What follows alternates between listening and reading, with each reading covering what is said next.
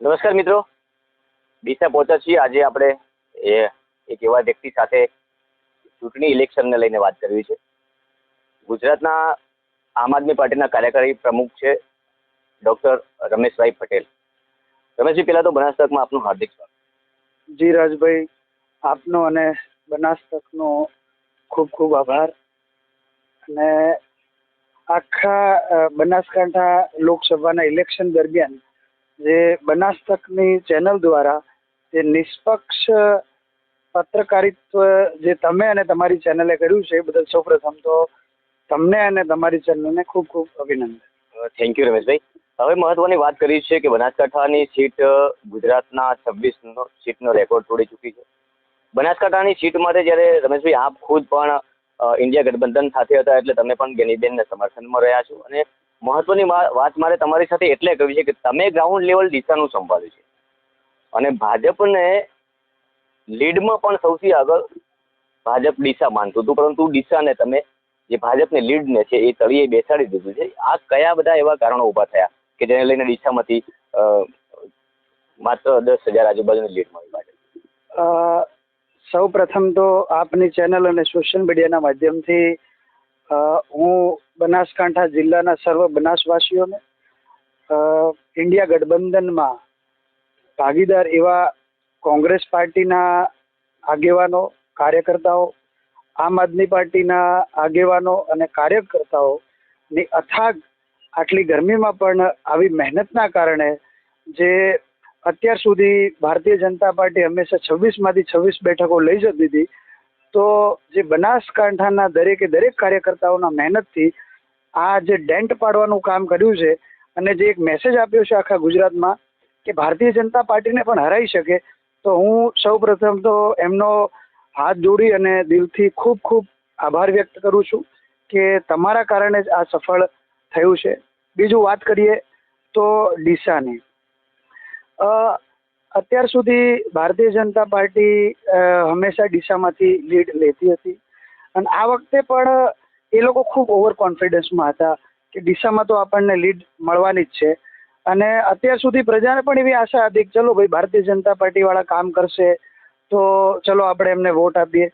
પણ આ વખતે છેલ્લા ઘણા વર્ષોનું જે ભારતીય જનતા પાર્ટીનું શાસન ડીસાનું અને તંત્ર જે રહ્યું છે એનાથી પ્રજા દુઃખી છે.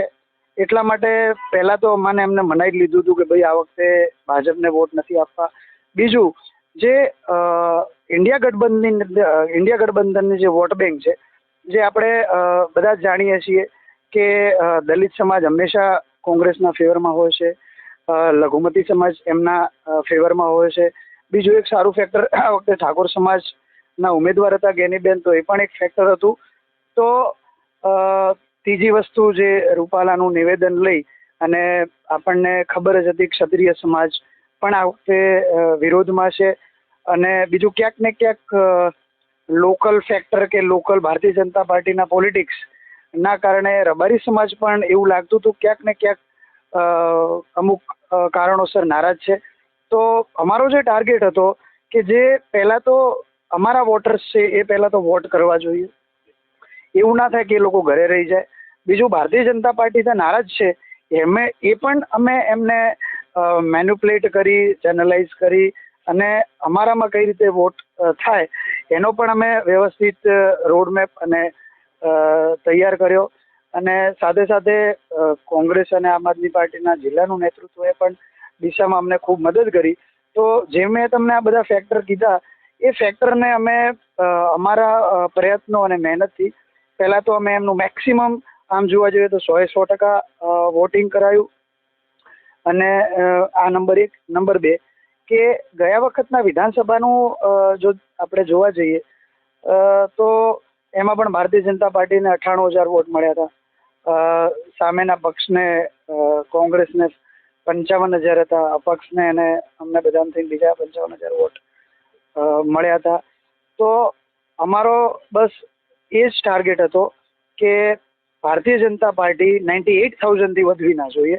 અને જે બીજા બધા વોટ જે અમને અગેન્સ્ટ ભારતીય જનતા પાર્ટીને મળ્યા હતા એ બધા વોટ કઈ રીતે ઇન્ડિયા ગઠબંધનના ઉમેદવાર ગેનીબેનને મળે એનો પ્લાન બનાવી અને એ જે કર્યું અમે એમાં ભગવાને અને ઉપરવાળાને સફળતા આપીને પરિણામ તમારી સામે. બિલકુલ રમેશભાઈ, મહત્વની વાત ડીસાની એટલા માટે કહ્યું છે કે ડીસામાં પહેલા તો વિધાનસભા અને ઇલેક્શન વખતે અમિત શાહ અહીંયા પોતે ગ્રાઉન્ડ ઉપર આવ્યા હતા અને ત્યારે જ કહ્યું હતું કે ડીસાને 2 ધારાસભ્ય મળશે. મતલબ કે શશિકાંતભાઈ પણ જે તે વખતે જીત્યા બાદ સક્ષમ કામ કર્યા છે. અહીંયા આ ટ્રાફિકનું નિયંત્રણ અંકુશમાં રાખવા માટેના પ્રયાસો કર્યા છે. ત્યારબાદ તમે જોયું કે અત્યારે પાણીદાર નેતા તરીકે નામ ચાલે છે પ્રવીણભાઈનું. તો 2 ભાજપના ધારાસભ્ય હોય, ગોવાભાઈ જે સક્રિય 7 વિધાનસભા લડ્યા છે બનાસકાંઠામાંથી, કોંગ્રેસના એક વરિષ્ઠ આગેવાન હતા અને આખરે ચૂંટણી આવે એની પહેલા જ્યારે પક્ષ પલટો કરી અને જ્યારે ભાજપમાં ગયા તો ડીસાનું જે કોંગ્રેસનું જે પ્રભુત્વ હતું સાવ તળિયે બેસી ગયું. તેમ છતાં આટલી બધી લીડ જે માઇનસમાં આવી એટલે કંઈક વિચારવા જેવું ખરી છે, કારણ કે ગેનીબેનને ખરેખર તો ડીસાએ જીતાડ્યા કહેવાય. હા, બિલકુલ વાત સાચી. પહેલો જે તમારો સવાલ છે એનો જવાબ આપું કે શશિકાંત પંડ્યા એ ભલે ભારતીય જનતા પાર્ટીમાં હોય પણ એ એક બાહોશ અને લીડર છે. એ હું એમનો આખો તમે કાર્યકાળ જુઓ ને તો એ ક્યાંય કોઈથી ડરતા નથી અને કોઈ પણ કામ લઈને જાય તો મોટાભાગના કામ કરતા હોય છે એવું આજે પણ ડીસાની પ્રજા કહેતી હોય છે. પણ એમનો ઓવર કોન્ફિડન્સ ગણો કે મૂર્ખામી ગણો, ખબર નહીં શશિકાંત પંડ્યાને કેમ ડીસામાંથી હટાવીને વાવમાં પ્રભારી બનાવવામાં આવ્યા, હજુ અમને પણ નથી સમજાતું. પણ આમ તો જોવા જઈએ જે થયું સારું થયું છે. એ વાત ઉપર તમને રોકીશ, કારણ કે વાવમાં જવાબદારી શશિકાંતભાઈ પંડ્યાને આપી તો વાવમાં પણ થોડું પરિણામ એમને મેળવ્યું છે. તો એ એમનું ગ્રાઉન્ડ ઝીરો તો અહીંયા ડીસા હતું. તો જે પ્રકારે ચૂંટણી લડ્યા હતા અને ધારાસભ્ય બન્યા બાદ પણ એમને કમબેક કર્યું, વિસ્તારમાં લોકોનો પ્રેમ જીત્યો, તો એમને ગ્રાઉન્ડ ઉપર રાખ્યા હોત તો શું લાગે, ફાયદો થોત કે નહીં? હટાવી દેવામાં આવ્યા? હટાવી ના દેવા જોઈએ. મને એવું લાગે છે કે જો એમણે છેલ્લા 1.5 વર્ષનું ભારતીય જનતા પાર્ટીના શાસનનું જે તમે કીધું એ ધારાસભ્યના અંડરમાં જે વીતેલું છે એ જોતા જો એ લોકો એનાલિસિસ કર્યું હોત તો મને એવું લાગે છે કે શશિકાંત પંડ્યાને નતા હટાવવાના, અને હટાવવાથી મને એવું લાગે છે કે ભારતીય જનતા પાર્ટીને નુકસાન થયું છે. બીજી વસ્તુ કે છેલ્લા 1.5 વર્ષમાં જે પણ વર્તમાન ધારાસભ્યનું શાસન રહ્યું છે, લોકમુખે એવું છે કે ભાઈ અમારું કોઈ પણ પ્રકારનું કામ લઈને જઈએ તો એ કામ કરતા નથી. એ અમને નીતિ અને નિયમો સમજાવે છે. હવે ઘણા બધા લોકો એમ કહે છે કે જ્યારે તમે ચૂંટણી લડતા હો છો ત્યારે એન કેન પ્રકારે શામ દામ દંડ ભેદ, કોકને પૈસા આપવા હોય પૈસા પણ આપો છો, ક્યાંક ને ક્યાંક આલ્કોહોલ વેચવું હોય તો એ પણ તમે વેચો છો, પછી ક્યાંક ને ક્યાંક ખાલી ટિફિનો વેચીને તમે વોટ લેશો. તો લોકોનું એવું કહેવું છે કે ભાઈ તમારે પોતાને સત્તામાં આવવું છે ત્યારે તમને કોઈ નીતિ નિયમો નડતા નથી, ત્યારે તમે સિસ્ટમની વિરુદ્ધમાં જઈ કાં તો તમારી નીતિમત્તાની વિરુદ્ધમાં જઈને કામ કરો છો. અને જ્યારે લોકોને પોતાને નાનામાં નાના માણસને કોઈ કામ પડે છે ત્યારે તમે એવું કહો છો કે ભાઈ ના એ તો સિસ્ટમથી થશે એમ જ, બીજું તો કોઈ થશે નહીં.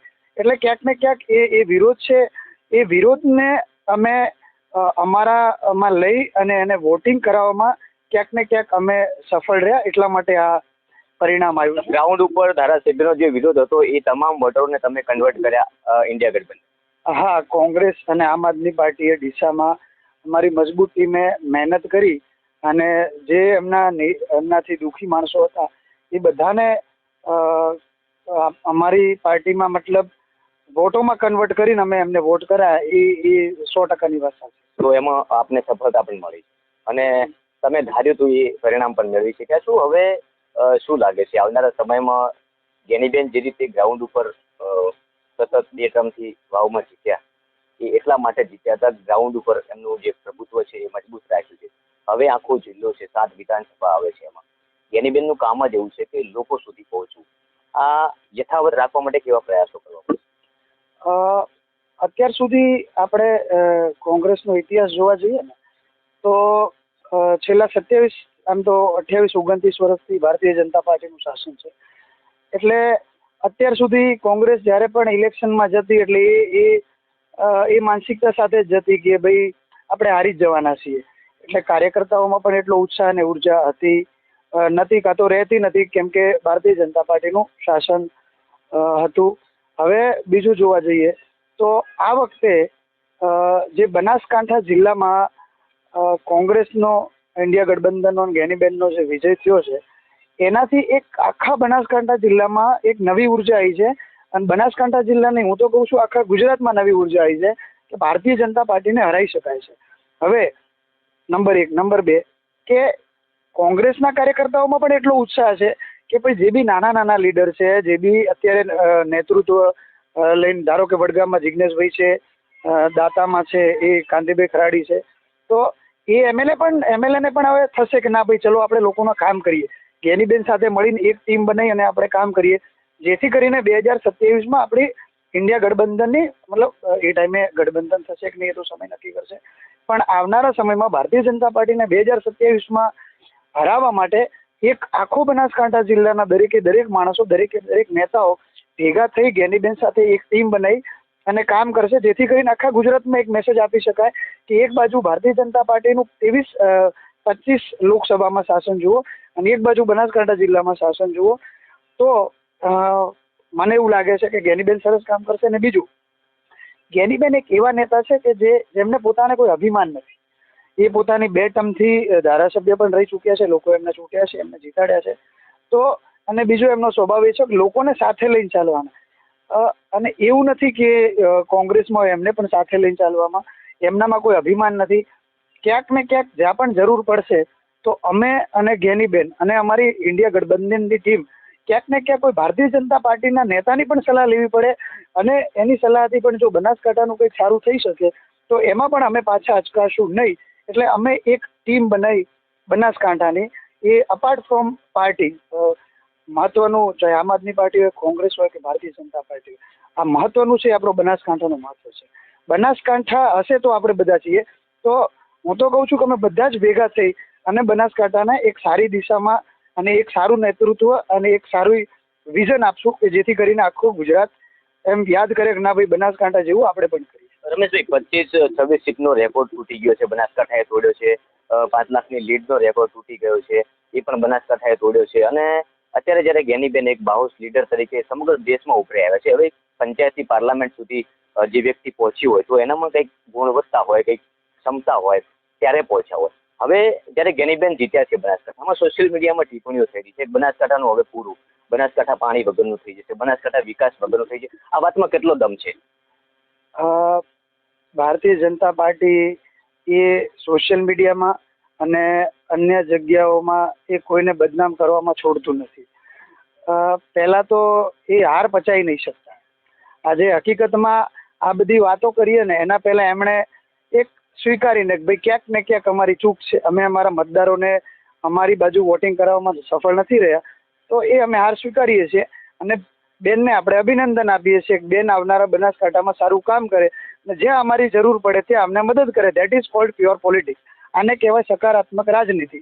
આજે આટલા વર્ષોથી 27 વર્ષથી ભારતીય જનતા પાર્ટીની સરકાર છે. છેલ્લા આટલા વર્ષોથી બંને એમના સંસદ અત્યાર સુધી હતા. શું ડીસામાં પાણી આવી ગયું?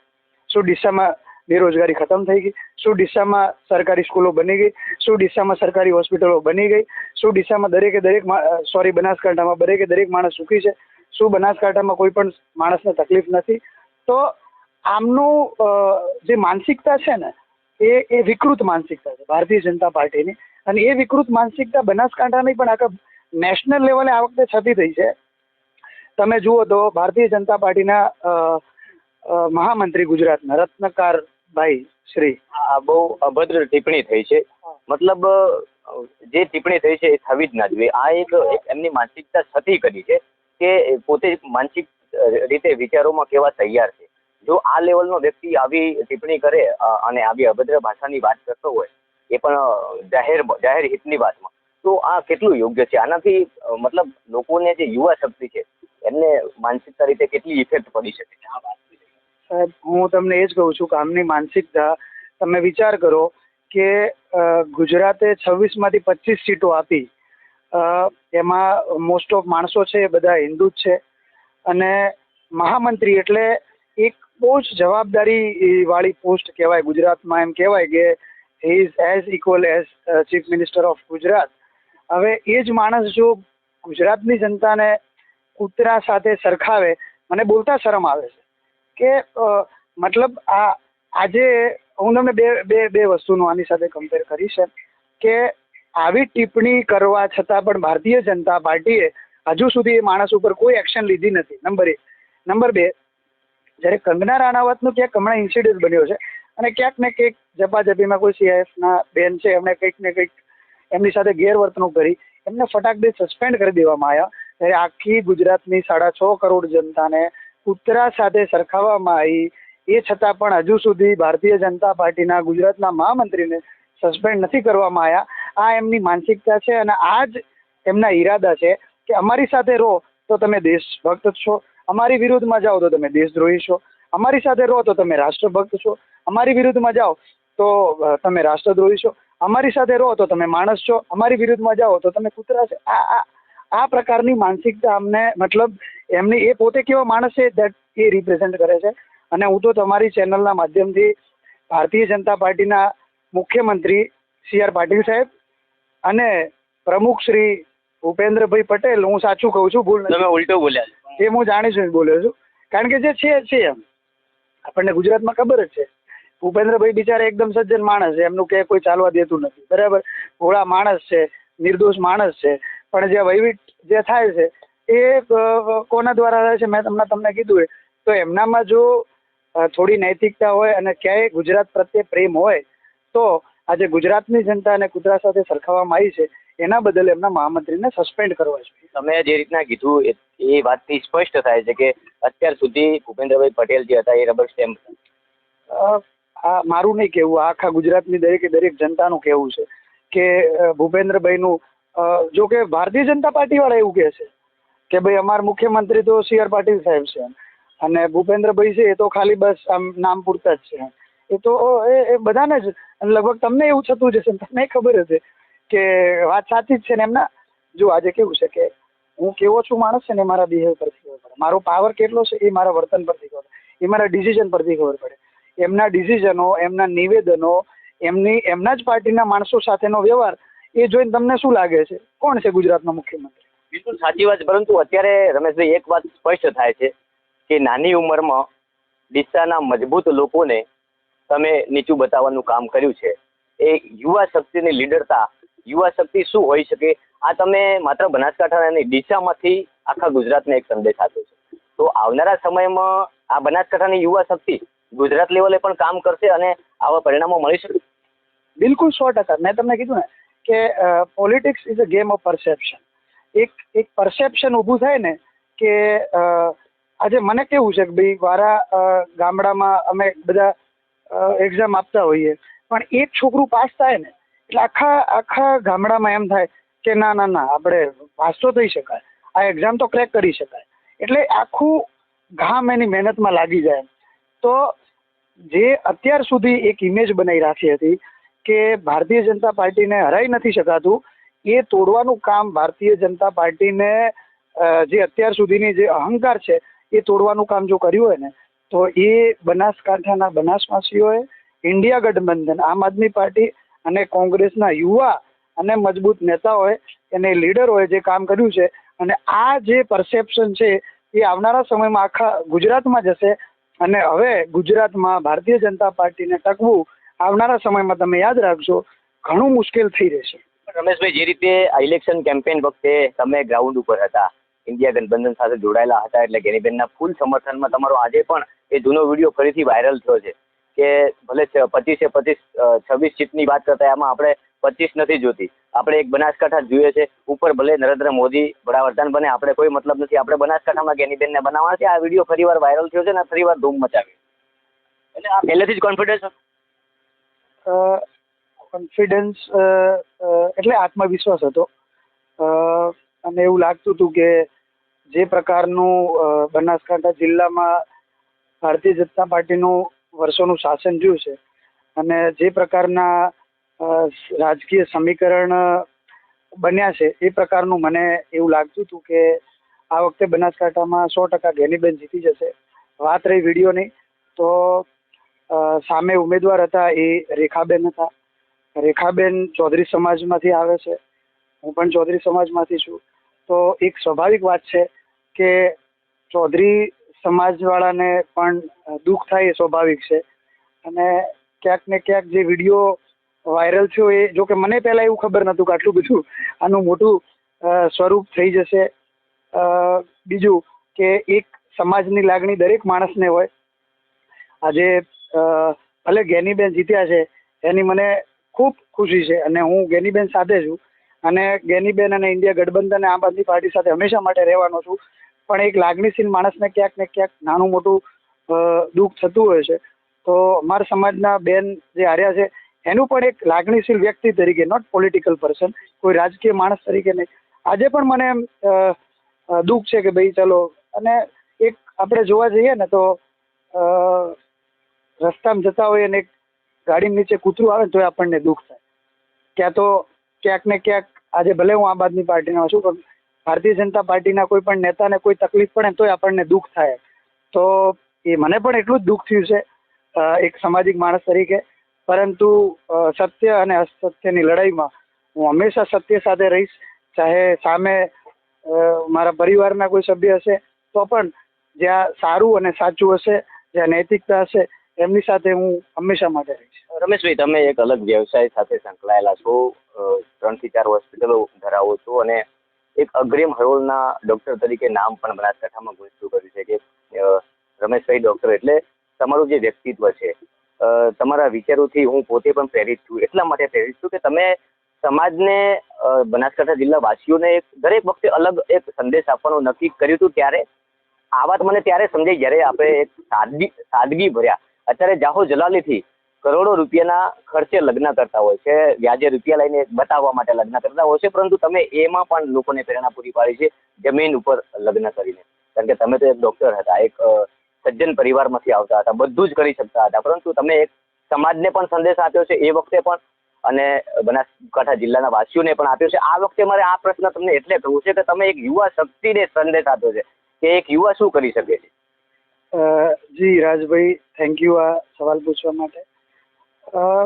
આજે આપણે બધા જાણીએ છીએ સામાન્ય માણસને ઘર ચલાવવું એક મુશ્કેલ પડી રહ્યું છે.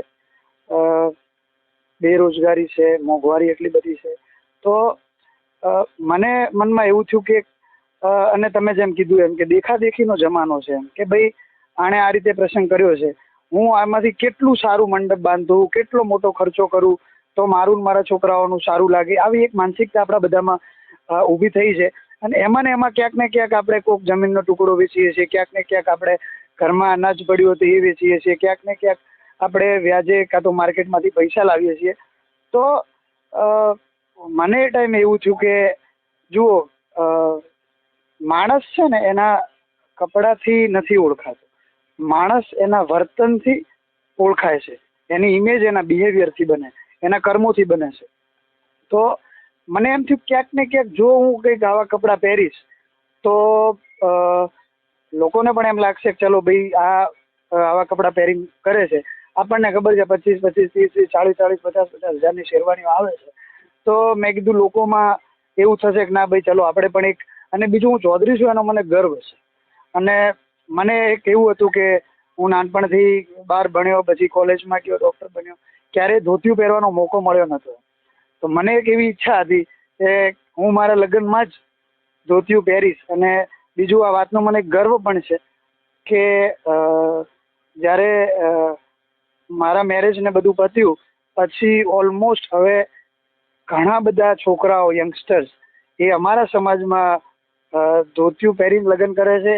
એમને હું ખૂબ ખૂબ અભિનંદન આપું છું. અને આ રીતે જ આપણે સમાજને અને જિલ્લાને મેસેજ આપવાનો છે, સારા કર્મોથી, સારા કપડાથી નહીં. એટલે એક સાથે બે મેસેજ આપ્યા, એક ધોતિયું પહેરવાનો શોખ પૂરો થયો અને એક સમાજમાં સંદેશ આપ્યો. જી બિલકુલ, વાત સાચી છે. રમેશભાઈ, જે રીતે બનાસકાંઠામાં ગેનીબેન બાજી મારી ગયા, 26 સીટનો રેકોર્ડ તૂટી ગયો, શું લાગે છે, કેટલી ખુશી છે ગેનીબેનની જીત બાદ? ગઈકાલે પોતે દિલ્હી રવાના થઈ ગયા છે અને આજે પહોંચી પણ ગયા છે. આ ખુશી શબ્દોમાં એક્સપ્રેસ થાય એવી નથી, પરંતુ આનાથી વધારે ખુશ અમે બધા ત્યારે થશું કે બનાસકાંઠા જિલ્લાના નાનામાં નાના પ્રશ્નો ગેનીબેન અને અમારા થકી જ્યારે એનું સોલ્યુશન આવશે અને પ્રજાના અને જનતા જે તકલીફ ભોગવી રહી છે એમના મોઢા ઉપર જ્યારે સ્મિત અને હર્ષ ખુશી આવશે એ દિવસે અમે આજે એનાથી પણ વધારે ખુશ થઈશું. રમેશભાઈ, આ ઉંમરે લોકો જેમ તમે પણ આ ઉંમરે એક મજબૂત વ્યવસાય તો ચાલુ કરી દીધો છે. લોકોને ખાસ તો વ્યવસાયમાં ઇન્ટરેસ્ટ હોય, રૂપિયા બનાવવામાં ઇન્ટરેસ્ટ હોય, પરંતુ આ ઉંમરે રૂપિયા, વ્યવસાય બધું જ એકદમ વેલસેટ કર્યા બાદ પણ પોલિટિક્સમાં આવવાનો મહત્વાકાંક્ષા શું? પોલિટિક્સમાં આવવાનું રીઝન એ છે કે હું પોતે ફાગુદરા ગામનો છું. ગરીબ પરિવારમાંથી મારો જન્મ થયો હતો. હું જ્યારે 10 વર્ષનો હતો ત્યારે મારા ઘરની પરિસ્થિતિ ખૂબ ખરાબ હતી. મને નવસારી હીરા ઘસવા માટે મોકલ્યો હતો, પરંતુ ત્યાં મારા મામા નું કારખાનું હતું. એ રોબસ ગામના છે, દેવાભાઈ, એ મારા મામા થાય છે. એમણે એવું નક્કી કર્યું કે ભાઈ ચલો હું આને માણસને ભણાવું, 10 ચોપડી ભણશે પછી આપણે એને હીરાના ક્યાંક ને ક્યાંક કારખાનામાં લઈ લઈશું. આજે આમ તો હું જે પણ છું એમના લીધે જ છું, એમના થકી જ છું. એ ના હોત તો આપણે કશું જ નહોતા જીવનમાં. તો એમણે મને ભણાવ્યો. પછી 10મા પછી પણ કીધું કે ભાઈ હજુ તારે ભણવું હોય તો મેં કીધું હા મારે ભણવું છે, સાયન્સ લેવું છે. એમને પણ કોન્ફિડન્સ આવ્યો. પછી 12મામાં મને MBBSમાં એડમિશન મળ્યું. પછી એના પછી ઓલ ઇન્ડિયાની એક્ઝામ આપી, મને ઓર્થોપેડિકમાં એડમિશન મળ્યું. તો મને એવું થયું કે શિક્ષણ એક એવી વસ્તુ છે કે જે તમારા પરિવારનું અને તમારા ઘણા બધા આજુબાજુના માણસોનું મતલબ પિક્ચર ચેન્જ કરી શકે, એ પરિસ્થિતિ બદલી શકે. તો મને અહીંયા પછી એવું લાગતું હતું કે શિક્ષણની બહુ વ્યવસ્થા છે નહીં, અને સરકાર દ્વારા આ શિક્ષણ છે એ પ્રાઇવેટીકરણ થઈ રહ્યું છે. તો 2 રસ્તા હતા મારી પાસે. કાં તો હું 24 કલાક હોસ્પિટલમાં બેસી રહું, 50 વર્ષ 60 વર્ષ પછી પૈસા કમાઈ, કોઈ પાર્ટીને 5 કરોડ 10 કરોડનું દાન આપી, ટિકિટ લઈ અને આવું, અને વળી પાછું ઘર છે એમાંથી 5 ગણું બીજું 5 કરોડના 50 કરોડ કરું. અને બીજો રસ્તો એ હતો કે હું અત્યારથી જ રાજકારણમાં આવું અને એક શિક્ષણ માટે જેટલું થાય એટલું મારાથી કામ કરું. તો મારો જે મેઇન ઇન્ટેન્શન હતો એ શિક્ષણની વ્યવસ્થા બદલવા માટે મારે રાજકારણમાં આવવું પડ્યું. બીજું કે ઘણા બધા લોકો મને કહેતા હોય છે કે તમે સ્કૂલ બનાવી દો, પણ એ નાના લેવલે છે. આજે એક ડીસાનો MLA છે, એ ડીસામાં ધારે ત્યાં સ્કૂલ બનાવી શકે, ડીસામાં ધારે ત્યાં હોસ્પિટલ બનાવી શકે. મારી એટલી તાકાત નથી કે એટલા બધા મારી પાસે રૂપિયા નથી તો હું હોસ્પિટલ અને સ્કૂલ મફત બનાવી દઉં. તો એ ટાઈમે મને એમ થયું કે આ એક એવું માધ્યમ છે, રાજકારણને જો તમે સમજો ને તો રાજકારણ જેટલી કોઈ પવિત્ર વસ્તુ નથી, અને તમે ન સમજો તો એના જેટલી કોઈ વાહિયાત વસ્તુ નથી. તો મારે કંઈ લેવાનું થતું નથી. જો મારે પૈસા જ કમાવો હોત, મારી હોસ્પિટલમાં તમને ખબર છે હોસ્પિટલ સારી ચાલે છે, પણ જે રીતે મને મારા મામાએ ભણાવ્યો એવા ઘણા બધા ગરીબ બાળકો છે જે શિક્ષણથી વંચિત રહે છે, ગામડાના માણસો. એને બધા જ બાળકને શ્રેષ્ઠ અને સરકારી શિક્ષણ બને એ મારું સપનું છે. અને આમ આદમી પાર્ટી મને એવું માધ્યમ લાગ્યું કે જે આ શિક્ષણ અને આરોગ્યની વાત છે, ભ્રષ્ટાચાર મુક્ત શાસનની વાત છે, એટલા માટે હું રાજકારણમાં આવવાનું છું. રમેશભાઈ, બનાસકાંઠામાં આવનારા સમયમાં કેવા પ્રકારની જવાબદારી સંભાળવા માટે તમારી તૈયારી છે? બનાસકાંઠા જિલ્લામાં તો લોકોનો હિત માટે અને પાર્ટીનો ગ્રાફ ઉપર વધે અને કઈ રીતે ભારતીય જનતા પાર્ટીને જે કુશાસન છે એનો અંત લઈ અને સારું શાસન આપી શકીએ, એના માટે પાર્ટી અને અમારું જે નેતૃત્વ છે જે પણ જવાબદારી આપશે એ બધી જવાબદારી. આખરી સવાલ છે રમેશભાઈ, ડીસા અને ધાનેરાના એક એવો પટ્ટો છે કે જ્યાં આજે પાણી માટે વલખા મારવા મળે છે, અને ડીસાના ધારાસભ્યનું એમને નામ પ્રચલિત થઈ ચૂક્યું છે પાણીદાર નેતા. પાણી હજુ લોકો સુધી પહોંચ્યું જ નથી, તો પાણીદાર કઈ રીતે કહી શકાય? એ છે ને સોશિયલ મીડિયાના પાણીદાર છે, અને સોશિયલ મીડિયામાં ભારતીય જનતા પાર્ટી માસ્ટર છે બધાની. હું કેમ સોશિયલ મીડિયાને એ તમને કહું કે જ્યારે પણ એ ચૂંટણી લડતા હતા ત્યારે ડીસાને અને લગભગ જોવા જઈએ તો ઘણા બધા બનાસકાંઠાના પણ લોકોને એક અપેક્ષા હતી કે ભાઈ આ માણસ છે એ માણસ કંઈક સારું કામ કરશે. પોતાની જાતને પાણીદાર પાણીદાર પાણીદાર કહે છે.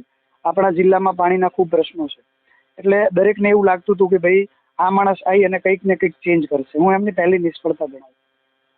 એમણે જેવા આવ્યા એવા પહેલા ઉપાડે બધે જ ખેત તલાડીઓ બનાવવાનું ચાલુ કર્યું.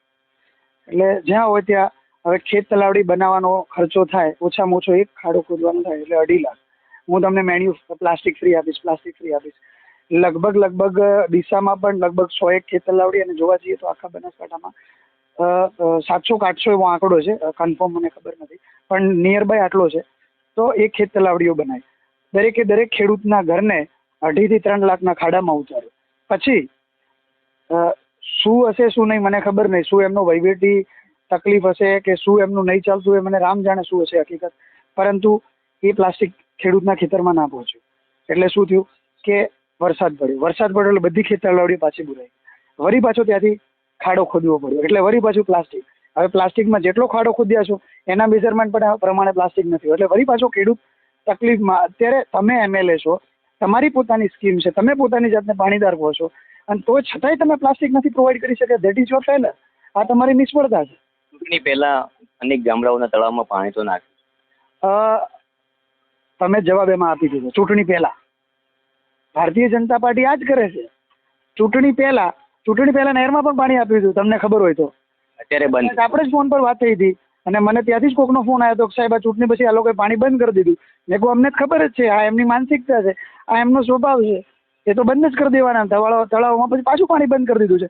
હકીકતમાં જ પાણીનો પ્રશ્નને સોર્ટ આઉટ કરવો હોય ને તો જો નક્કર આયોજન એટલે કયું છે, 2 વસ્તુ છે જેના થકી થઈ શકે. જો પાણીદારને સોશિયલ મીડિયામાંથી અસલી પાણીદાર બનવું હોય તો એમને પહેલાં તો બનાસ નદીમાં જે પાણી દર વર્ષે નીકળી જાય છે ત્યાં નાના ચેકડેમ બનાવવા જોઈએ, જેથી કરીને ત્યાં પાણીનો સંગ્રહ થાય અને આજુબાજુના ઇલાકામાં પાણીના તળ ઊંચા આવે. નંબર 1. નંબર 2, આપણે દર વખતે જોઈએ છીએ કે સીપુ ડેમ છે અને ત્યાં દાંતીવાડા ડેમ છે. દાંતીવાડા ડેમનું પાણી આપણને ખબર છે દર વર્ષે ઓલમોસ્ટ વરસાદ આવે એટલે થોડું પાણીનો વેસ્ટ થાય છે.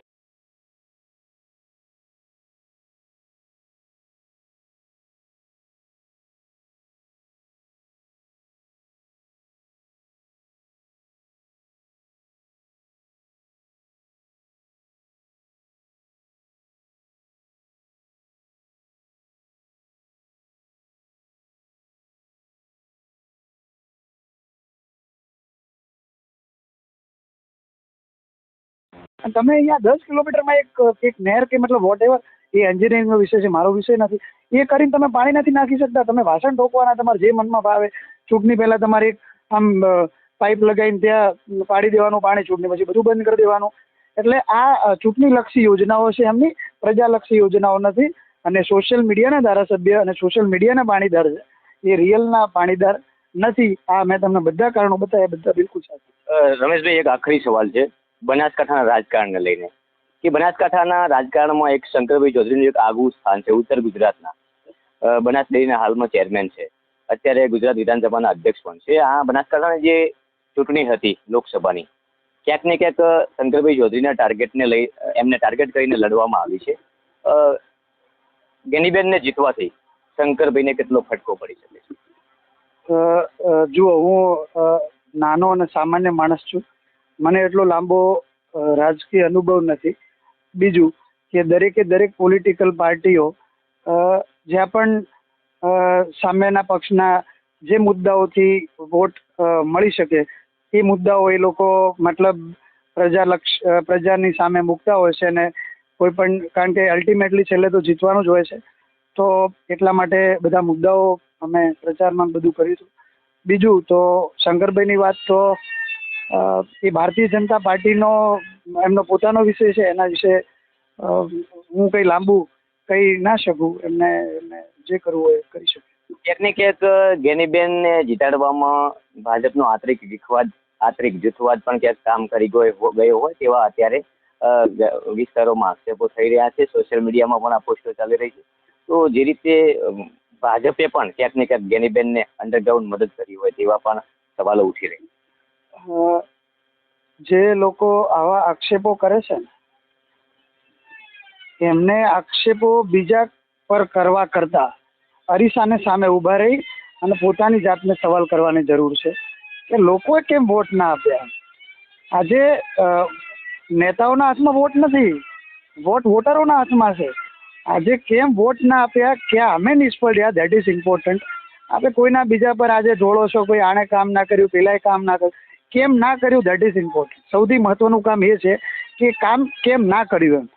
બાકી તમે આક્ષેપબાજી કરો, હજુ પણ આઈડિયલી મેં તમને પહેલા કીધું એમ કે કોંગ્રેસ, આમ આદમી પાર્ટી અને ભાજપના નેતાઓ પર આક્ષેપ કરવા કરતા એ આત્મમંથન કરવાની જરૂર છે કે આપણને વોટ લોકોએ કેમ ના આપ્યા, અને ક્લિયર મેસેજ લોકોએ આપ્યો છે કે ભાઈ અમારું કામ કરશો તમને વોટ મળશે, તમે અંદર એવી કૂટનીતિ કરશો તો અમે તમને વોટ નહીં આપીએ. ક્લિયર મેસેજ આપ્યો છે. એટલે ખરેખર અરીસા સામે ઊભા રહી અને પોતાએ બધાએ આત્મમંથન કરવાની જરૂર છે. આભાર રમેશભાઈ અમારી સાથે. થેન્ક યુ રાજભાઈ, આપનો પણ ખૂબ ખૂબ આભાર. તો આ હતા ડૉક્ટર રમેશભાઈ પટેલ, પરિવાર ઓર્થોપેડિક હોસ્પિટલ ડીસા.